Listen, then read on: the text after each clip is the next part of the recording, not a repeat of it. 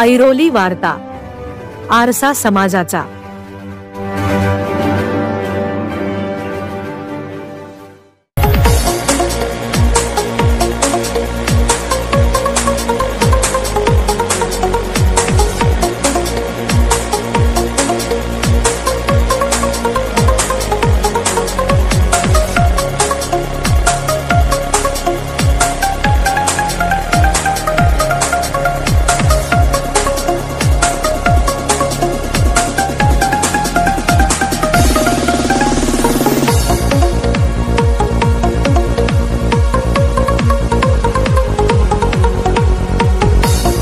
Airoli sector 15 येथील नक्षत्र उद्यानाचे नक्षत्र फिरले।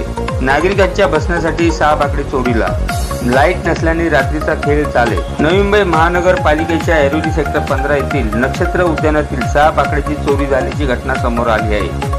या उद्यानाचे शुभीकरणाचे काम जोरात सुरू असून काही चोरट्यांनी येथील बसण्यासाठी आलेले 6 बाकड्याची चोरी झाली असल्याचा आरोप मनसे शहर सचिव रुपेश कदम यांनी केला। समस्या म्हणण्यापेक्षा काय गौड बंगाल आहे ते बघण्यासाठी खरं तर मी मंगळवारी इथं आलो होतो, परंतु सिक्युरिटी गार्ड मंगळवारी इथं उपलब्ध नव्हते।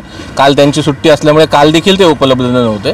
मला आपल्या सोमवारी निवडणुकीच्या दिवशी इथल्या काही ज्येष्ठ नागरिकांचे फोन आले जे रोज सकाळी मॉर्निंग वॉकला येत असतात त्यांच्यापैकी, की इथे अचानकपणे जे बेंचेस होते ते गायब झालेले होते। मग त्या अनुषंगाने मी 2 दिवस पाठपुरावा करत होतो, परंतु मंगळवारी सिक्युरिटी दुसऱ्या गार्डनला पाठवण्यात आले होते आणि काल त्यांची सुट्टी होती।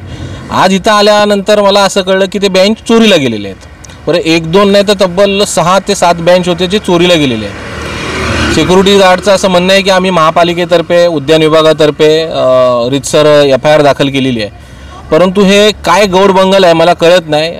साधारणतः आता मागील 4-6 महिन्यापासून इथे गार्डनचं नवीन टेंडर निघालेलं आहे, तिथं काम चालू आहे आणि त्या टेंडरमधून नवीन बेंचेस वगैरे येणार आहेत। अशाच वेळेला ते नक्की चोरी होतात काय होतं ते म्हणजे एक प्रश्नचिन्ह आहे की नक्की काय आहे हे, कुछ तो गडबड आहे या प्रकारचं काहीतरी वातावरण इथं आहे आणि त्या अनुषंगाने आम्ही आता इथं भेट दिली। आज महानगरपालिका बंद आहे, उद्या आम्ही महानगरपालिकेच्या उद्यान विभागाशी याचा पाठपुरावा करू आणि पुढील काय कारवाई करायची आहे त्या संदर्भात निर्णय घेऊ।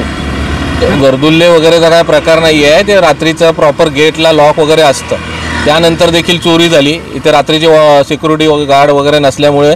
परंतु ऐन निवडणुकीच्या धामधुमीमध्ये जर का हे बेंच चोरी होत असतील म्हणून तर म्हटलं ना, बरोबर मोक्याच्या क्षणी हे गायब झालेले बेंच आहेत आणि कुछ तो गडबड आहे आणि ती काय गडबड आहे त्याचा शोध घेतल्याशिवाय आम्ही काय शांत राहणार नाही आहोत।